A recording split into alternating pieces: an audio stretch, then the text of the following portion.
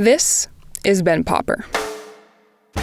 He's an editor at The Verge, which means he's pretty dialed into the cutting edge of tech. But when he gets home from work, he's a dad.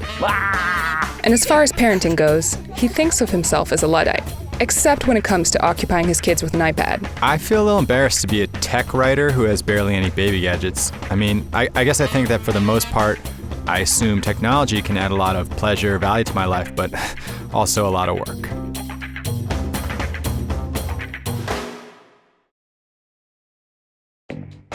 My oldest is now almost 10, and so when she was first born, it was like, whoa, video monitors.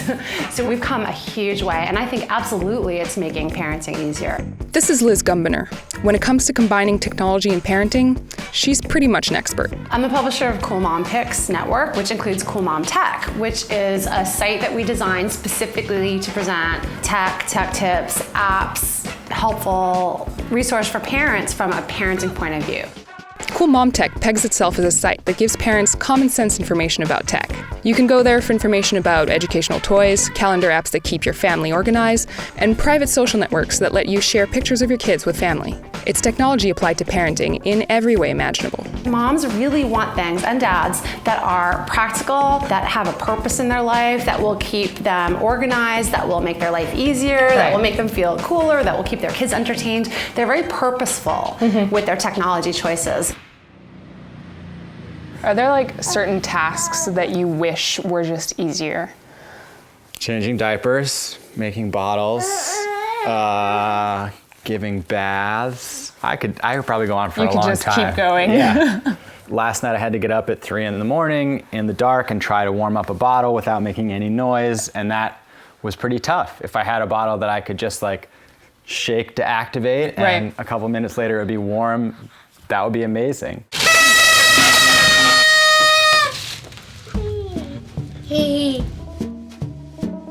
So Oliver's opening the Mogo self-warming baby bottle. The bottle uses pods filled with a salt and water solution that, with a shake, can warm up a bottle in about 4 minutes. My kids need milk all the time when they wake up, before they go to bed, sometimes in the middle of the night. I spend a lot of time filling bottles, cleaning bottles, heating up milk, and doling it out. This would be great because I can just put the milk in, shake it up, and there's a little chemical reaction with salt and water. A couple minutes later, the bottle's ready to go.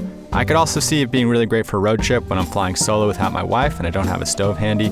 The only thing that really bothers me is having to use these bulky plastic pods and throwing them out after every use. That feels pretty wasteful to me. We use a baby monitor, but we're definitely set apart from people who have much more intense baby monitoring setups.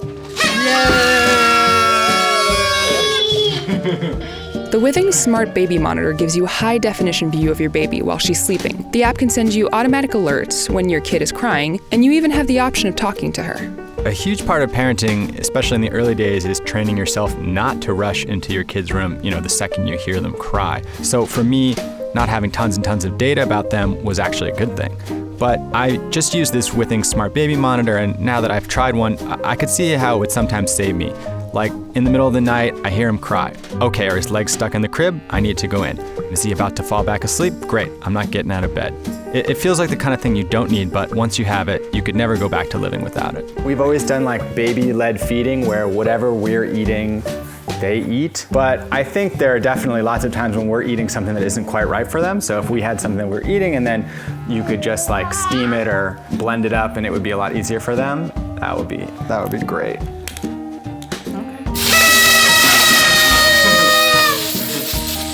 The Bayaba Baby Cook Pro is what happens when you combine a steamer with a food processor. It's designed to help you make baby food quickly, all while minimizing mess.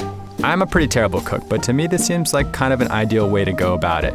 A lot of the time, I'm looking through the fridge thinking, okay, what in here can my baby eat? With this, you pour in the water, you do a little chopping, and voila, you've got mush that baby could ingest. This is easy to clean, it's kind of like a one-pot meal. Honestly, if I was still a bachelor, I might use this for myself. That's pretty good. That's pretty good. Yeah. When I first had Oliver and I would take him out for a walk by myself, like in the carrier, I would stop at the end of like every block and like check to make sure he was breathing, which is totally crazy. Like there's no reason to do that, but you do that. Like you feel, neurotic about all that stuff. Yeah, no, that's true. The Mimo Smart Onesie sends information about your child's breathing patterns, body position, and body temperature right to your smartphone. To me, it epitomizes the conflict that I have around baby tech. Would it be awesome to know when my son is getting a fever in the middle of the night? Absolutely. But I've also gotten a lot of alerts while I've been testing this saying he's awake when he's actually asleep, that he has an abnormally low temperature when he's fine, and then just the app disconnecting at random and now he stopped breathing. If I relied on it and took every warning at face value, I feel like it would end up adding a lot of stress to my life. The hard thing is that there's more out there to sort through. You know, there's not like the one baby book from Dr. Spock or like the one high chair that everyone gets. There's so many options that the hard part is weeding through all of it. And that's what I found too. I would go on Amazon and there'd be hundreds of options. It was overwhelming and I wasn't sure which one to pick. So a lot of times I would just fall back on my iPhone. You know, it could be a gaming device if the kids are bored. It's a white noise machine if we need to sleep at somebody else's house. It's a baby monitor in a pinch. I mean, there's just an app for everything. At this point, I feel like screens are just a part of people's lives. Glenn Whitney is the president of the National Museum of Math in New York City. He spends a lot of time thinking about what it takes to keep kids engaged when broaching complicated concepts. This means that he knows a lot about how children and parents interact with technology. There's a lot of different ways that people learn. People are visual learners, people are tactile learners, people are auditory learners. So we try to use touch and sound and sight. You know, the more ways you have experiencing something, the more engaging it is. You can create a similar environment on an iPad, and a good piece of software can really get you engaged and get you wanting to explore. It's creating that drive and that curiosity to know more that I think is really at the key of getting kids to learn more. I have an iPad 1. We spent a lot of time researching which apps to get him, and we spend a lot of money on some very fancy apps. In the end, it's kind of like a kid with a cardboard box. He prefers the free ones that we think are junk. But I do see him really learning about letters and shapes and colors, all kinds of concepts while he's playing on there. You know, the flip side of that is I go into his room in the morning and before he says, "Daddy, I love you," it's, "Want my iPad, want YouTube," and then I'm pretty sure I failed as a parent. The tablet can be a great parenting tool for videos, for the car. You know, it takes the place of a lot of other devices, but as long as it's not the expense of your kid also interacting in the real world. You have to look at it with a critical eye and say, what is my child or what am I, really doing or getting out of this particular program. If you're looking for that active learning, it's the question of how does it get you involved.